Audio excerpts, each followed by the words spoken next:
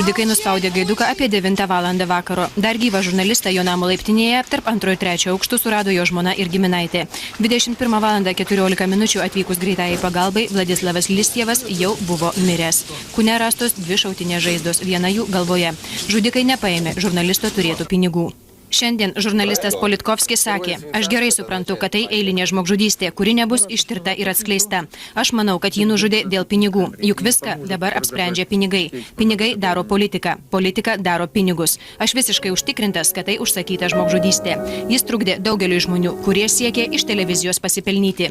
Už šio žmogžudystės slepiasi politinės ekonominės jėgos. Vladislavas Listjevas sustojo ties ribą, nebūdamas politiniu komentatoriumi ir kažkur šią ribą peržengė, tik nežinau kur, sakė Politkovskis. Ostankino televizijos kompanijoje šiandien įvyko gedulo mitingas, kuriame dalyvavo Rusijos prezidentas Borisas Jelcinas. Jis pareiškė, kad bijant Rusijoje sukurti policinę valstybę, taip pat baiminamasi sustiprinti kovą su nusikalstamumu. Prezidentas pareiškė, kad ypač Maskvoje nusikaltėliai suauga su administracinėmis struktūromis ir jų vadovai nesugeba susitvarkyti. Todėl prezidentas ketina atleisti Maskvos prokurorą ir vidaus reikalų valdybos vadovą. Žurnalisto nužudymui tirti įkurta speciali komisija, kuriai vadovauja vidaus reikalų ministras Viktoras Jerinas. Tyrimą pradėjo ir federalinė kontržvalgybos tarnyba. Vladislavo Listjevo laidotuvės įvyks šeštadienį. Pernai žuvusių pasaulio žurnalistų skaičius pasiekė rekordą. Iš 72 žuvusiųjų užregistruoti 58 tyčiniai žurnalistų nužudymai. Daugelėje valstybių, kuriuose buvo įvykdyti tyčiniai nužudymai, nebuvo suimti ar teisiami nusikaltimų kaltininkai. Dauguma iš nužudytojo kolegų neabejoja, kad šis nusikaltimas yra užsakytas ir susijęs su reformomis Ostankino kompanijoje. Manoma, kad įkūrus visuomeninį kanalą, kur 51% akcijų priklausys valstybei, bus pažeisti norinčių pasipelnyti interesai. Mat kuriam laikui buvo planuojama sustabdyti reklamos transliavimą.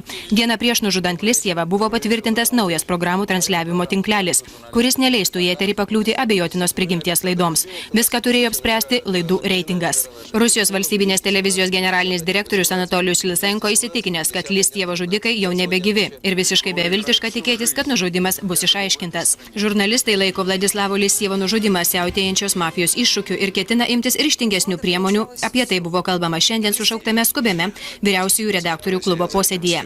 Piktadariškas Vladislavo Listjevo nužudymas sukrėtė Rusijos kūrybinę inteligentiją.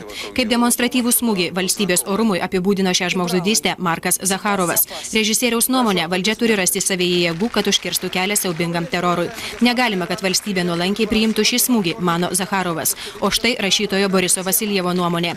Visą laiką galvojau, kieno eilė dabar. Mirtinas smūgis smogiamas geriausiams žurnalistams.